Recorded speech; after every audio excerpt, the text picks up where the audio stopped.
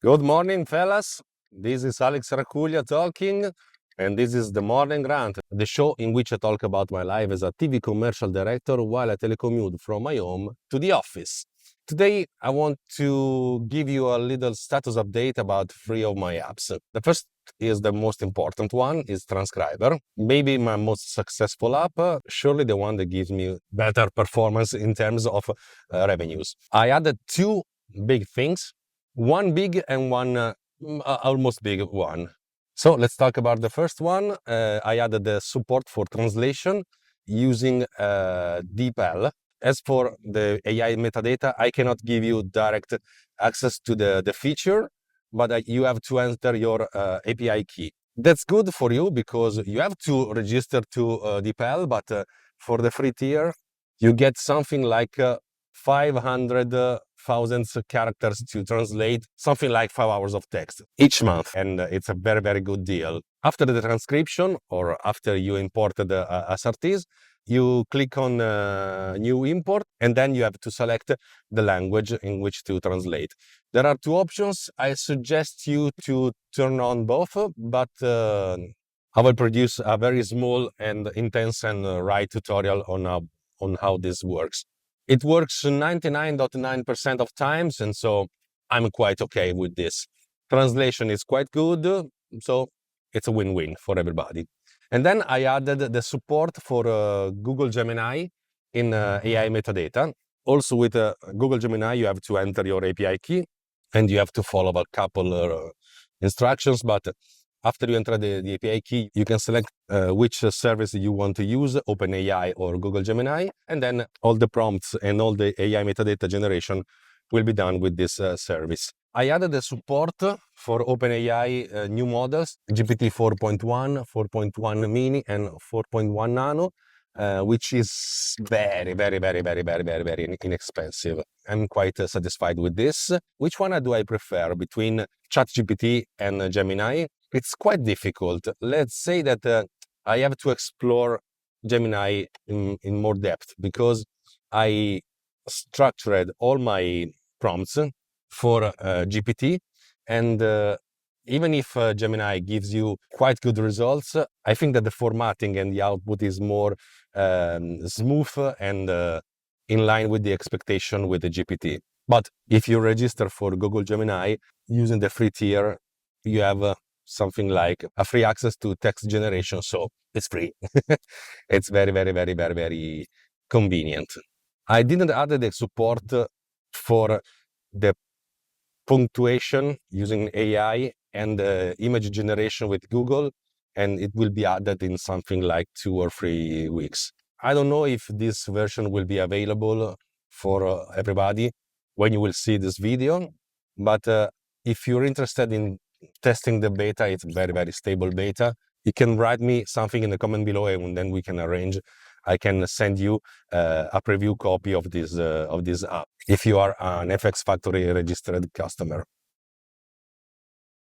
Then I would like to give you a little update about Best Frame because I plan to introduce a brand new feature that will help a lot of people like me. The current version of Best Frame has only one goal. You drag one movie, one video file, and it finds the best frames to be printed, the best single frames to be used as a photos.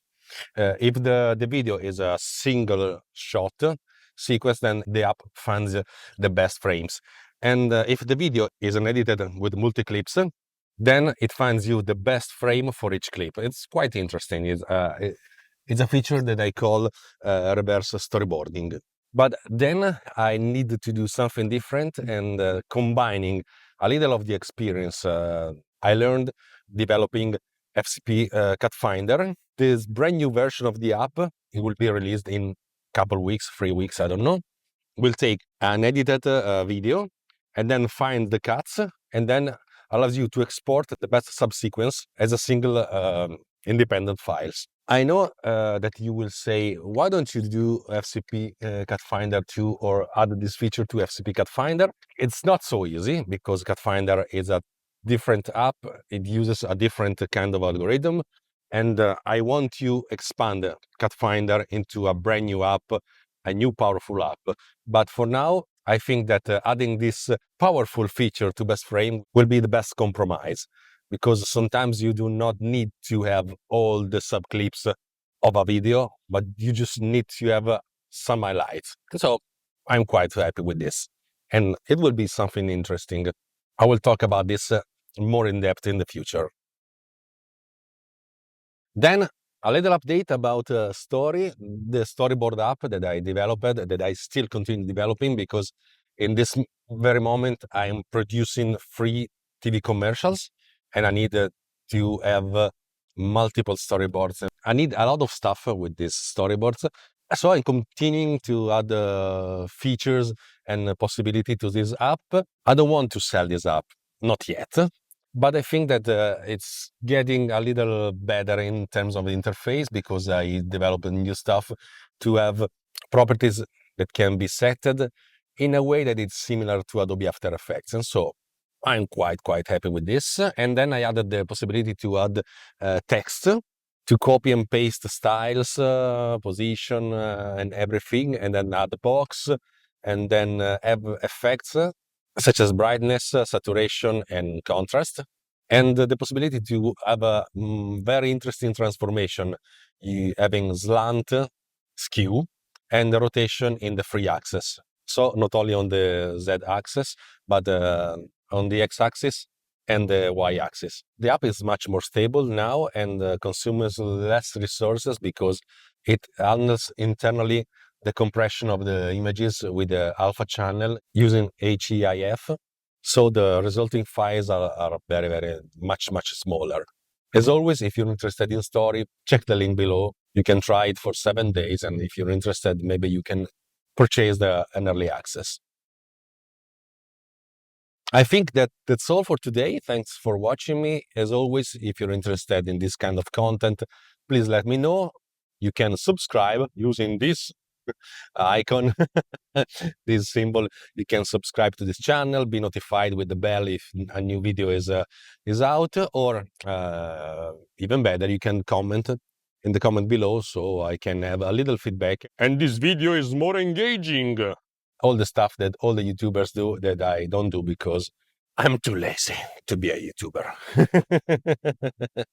I'm too focused on producing my TV commercials and my apps. So thanks for watching me, and as always, I salute you with a big ciao.